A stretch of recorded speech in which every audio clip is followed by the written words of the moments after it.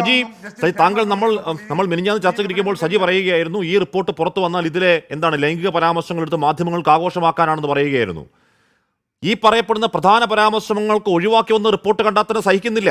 അപ്പോൾ അതുകൂടി വന്നിരുന്നെങ്കിൽ മലയാള സിനിമ ഈ ദിവസം എന്താണ് ആ എക്കോസിസ്റ്റം ഇന്ന് കത്തറ ദിവസമാണ് ഈ ദിവസം.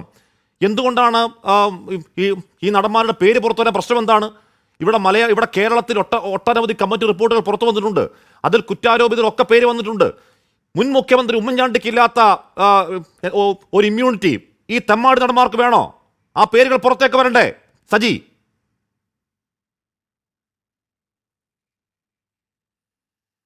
അല്ല ആഷ്മി, ഈ ഹേമ കമ്മിറ്റി റിപ്പോർട്ട് മലയാള സിനിമയ്ക്ക് മുഖത്ത് ഏറ്റ ഏറ്റവും വലിയ പ്രഹരമാണ്.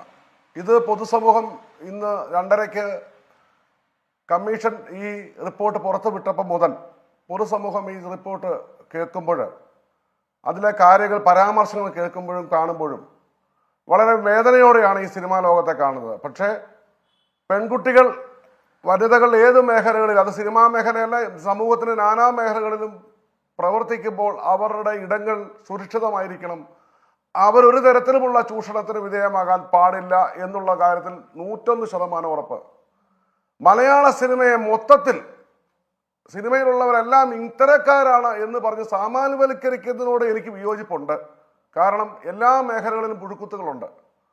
നമ്മുടെ സമൂഹത്തിൽ എല്ലായിടത്തും പോലീസ് സ്റ്റേഷനുണ്ട്, മുക്കിന് താലൂക്ക് അടിസ്ഥാനത്തിൽ കോടതികളുണ്ട്. എന്നിട്ടും ഇവിടെ കുറ്റകൃത്യം നടക്കുന്നില്ലേ? കുറ്റകൃത്യം നടക്കുന്നുണ്ട്. അതുപോലെയാണ് കുറ്റകൃത്യം. സാർ, എല്ലാ മേഖലയിലും ഉണ്ട് ഈ പറയുന്ന സെക്ഷൽ ഹറാസ്മെന്റ്, എല്ലാ മേഖലയിലും ഉണ്ട്. പക്ഷെ ഇത്ര സംഘടിതമായി, ഇത്ര വ്യവസ്ഥാപിതമായി പ്രവർത്തിക്കുന്ന മറ്റൊരു നാണംകെട്ട മേഖലയുണ്ടോ? സജി നന്ദിയാട്ടി, ഇപ്പൊ ജസ്റ്റിസ് ഹേമ തന്നെ പറയുന്നുണ്ട്. ഇല്ലല്ല, ജസ്റ്റിസ് ഹേമ തന്നെ പറയുന്നു ഇതിലെ എല്ലാ പുരുഷന്മാരും പ്രശ്നക്കാരല്ല എന്ന് പറയുകയാണ്. ഇവിടെ സജി നന്ദിയാട്ടി ചോദിക്കുന്നുണ്ട് ഇവിടുത്തെ പ്രശ്നം അത് മാത്രമാണോ എന്നോട് കഴിഞ്ഞ ദിവസം ചോദിച്ചിരുന്നു. ജസ്റ്റിസ് ഹേമ പറയുന്നു the major issue which women faced in film industry is sexual harassment. അത് കഴിഞ്ഞേ ഉള്ളൂ വേതന പ്രശ്നം, അത് കഴിഞ്ഞേ ഉള്ളൂ ടോയ്ലറ്റ് ഇല്ലാത്ത പ്രശ്നം.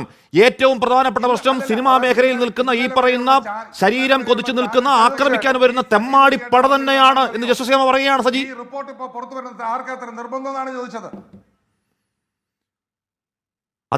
ആ റിപ്പോർട്ട് പുറത്തു വരാതിരിക്കാൻ ആർക്കതൊന്ന് മനസ്സിലാവുന്നുണ്ട്. സജി നന്ദിയാട്ടെ, ആ റിപ്പോർട്ട് പുറത്തു വരാതിരിക്കാൻ ആർക്കായിരുന്നു ഇത്ര നിർബന്ധം എന്ന് വ്യക്തമാകുന്നുണ്ട്. എന്തോ എങ്കിൽ പറയൂ, ആഷ്മി പറയൂ, ആരാണ് പറയൂ എന്ന് പറഞ്ഞാൽ ഈ പവർ ഗ്രൂപ്പാണ്, ഈ നടന്മാരാണ്, ഈ പവർ ഗ്രൂപ്പാണെന്നേ, ഈ 15 അംഗ പവർ ഗ്രൂപ്പാണ്, ഈ പ്രധാനപ്പെട്ട നടന്മാരാണ്, ഈ ഉപദ്രവത്തിന് കൂട്ടു നിൽക്കുന്നവരാണ്, ഈ പെർവേർട്ടുകളാണ് പുറത്തേക്ക് വരാതിരിക്കാൻ എന്താണ് അണിയറയിൽ കരുക്കൾ നീക്കിയത്.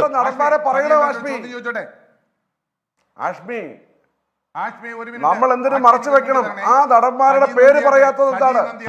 എന്റെ ചോദ്യം തന്നെയാണ്. എല്ലാവരും സംശയത്തിൽ നിർത്താൻ പാടില്ല, എല്ലാവരെയും മഴയത്ത് നിർത്താതെ. മലയാള സിനിമയിലെ എല്ലാ ആൾക്കാരും ഇപ്പോൾ ഇന്ന് എന്താണ് സംശയത്തിന് നിഴലിലാണ്. വ്യക്തമായി ആൾക്കാരെ പറയണമെന്നുള്ള.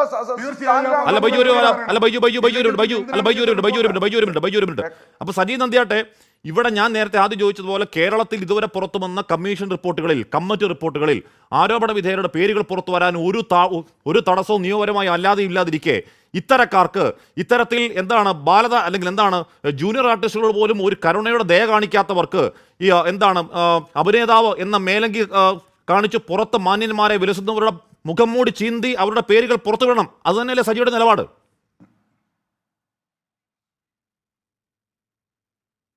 അല്ല, അതോടൊപ്പം എന്റെ മറ്റൊരു നിലപാട് കൂടിയുണ്ട്. അവർ തെറ്റ് ചെയ്തു എന്ന് തെളിവ് സഹിതം സമർത്ഥിക്കണം. ആരോപണം ആർക്കും അതിനെ ഉന്നയിക്കാം.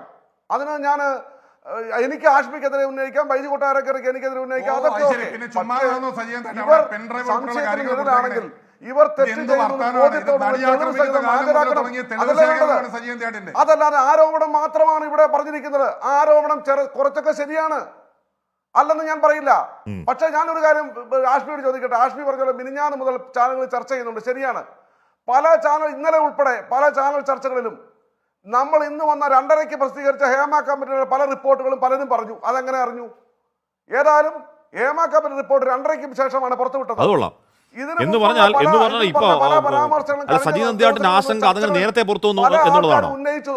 സജി നന്ദിയാട്ടിന്റെ ആശങ്ക അതങ്ങനെ നേരത്തെ പുറത്തു വന്നു എന്നുള്ളതാണോ? ഇവിടെ മനുഷ്യൻ വായിച്ച തലയെ മുണ്ടിട്ട് സജി നന്ദിയാട്ടെ ഇവിടെ ഇത് വായിച്ചാൽ ഇതുമായി ഒരു ബന്ധമില്ലാത്തൊരു മലയാളി പോലും ലജ്ജ കൊണ്ട് തല കുനിഞ്ഞു പോകും. നമ്മുടെ നാട്ടിൽ നടക്കുന്ന ഒരു തൊഴിൽ മേഖലയിൽ നമ്മളൊക്കെ ഇവിടുന്ന് കോട്ട് വിട്ട് ഘോരഘോരം ഇവിടുന്ന് ഇൻട്രോയും അല്ലാതെയും പറയുന്ന നാട്ടിൽ ഇത്ര പുഴുക്കുത്തുകൾ വൃത്തികേട് നടക്കുമ്പോൾ നമുക്കൊന്നും ഒന്നും ചെയ്യാൻ കഴിഞ്ഞില്ലല്ലോ എന്ന് പറഞ്ഞ് മുഖം കുനിഞ്ഞു നിൽക്കേണ്ടിരുന്ന അവസ്ഥ ഇത്. എന്നിട്ട് സജിയുടെ ഇപ്പോഴത്തെ ആശങ്ക നേരത്തെ പുറത്തു വന്നല്ലോ എന്നുള്ളതാണ്.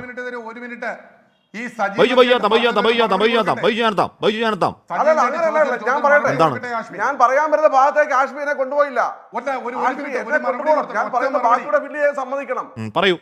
അല്ല ഒരേ ഒരു ഞാൻ പറയട്ടെ. അല്ല സജി നന്ദിയായിട്ട് ചോദിച്ചു ഇന്നലെ വരെ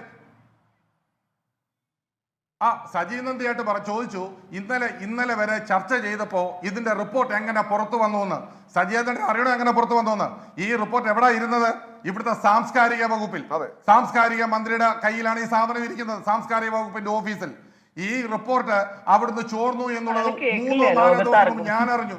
അതുകൊണ്ടാണ് കഴിഞ്ഞ ചർച്ചയിൽ ഞാൻ പറഞ്ഞത് 15 പേരടങ്ങുന്ന ഒരു മാഫിയ സംഘമാണ് ഇതിനകത്തുള്ളത്, വിവരമുള്ളതെന്ന് ഞാൻ പറഞ്ഞത്.